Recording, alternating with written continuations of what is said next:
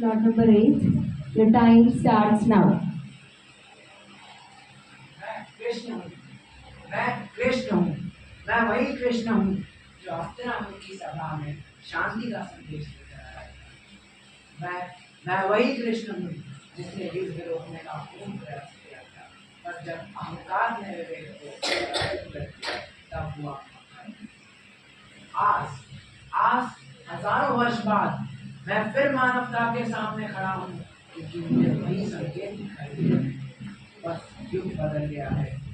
रथों की जगह मिसाइलें हैं, गदाओं की जगह परमाणु अस्त्र हैं और सेनाओं की जगह ऐसे बटन हैं जिन्हें दबाते ही लाखों मैं देख रहा हूँ, मैं देख रहा हूँ काश शक्ति के मद में चूर होकर विज्ञान का सृजन से अधिक विनाश के लिए उपयोग हो रहा है।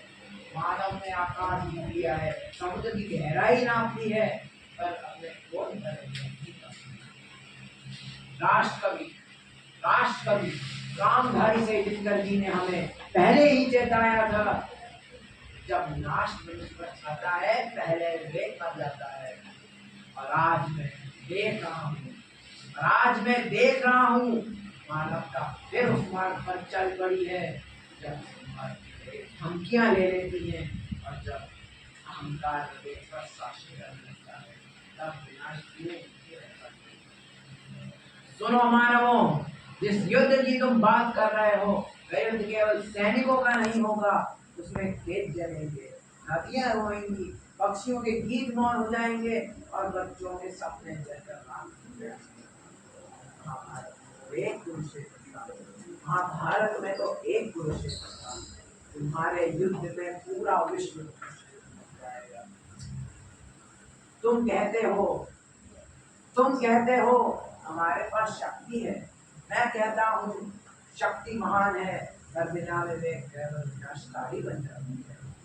तुम कहते हो हमारे पास तकनीक है, मैं कहता हूँ तकनीक दीपक भी और दवानल भी बन सकती है।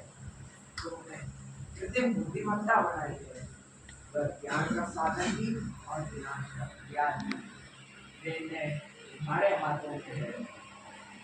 मानो यदि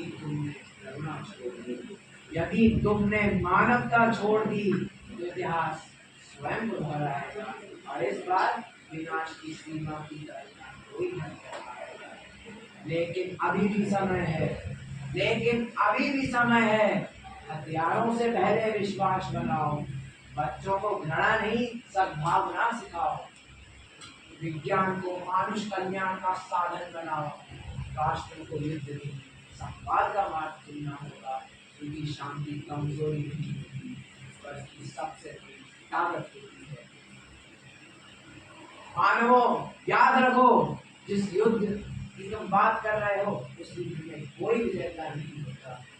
कुछ लोग जीत जाएंगे और मानवता की हार ही होती है। मैं कृष्ण द्वापर युग में भी मेरी चेतावनी और आज भी मेरी चेतावनी यही है, शक्ति से शांति से भविष्य बनता है, अहंकार से नहीं मानवता से संसार करता है।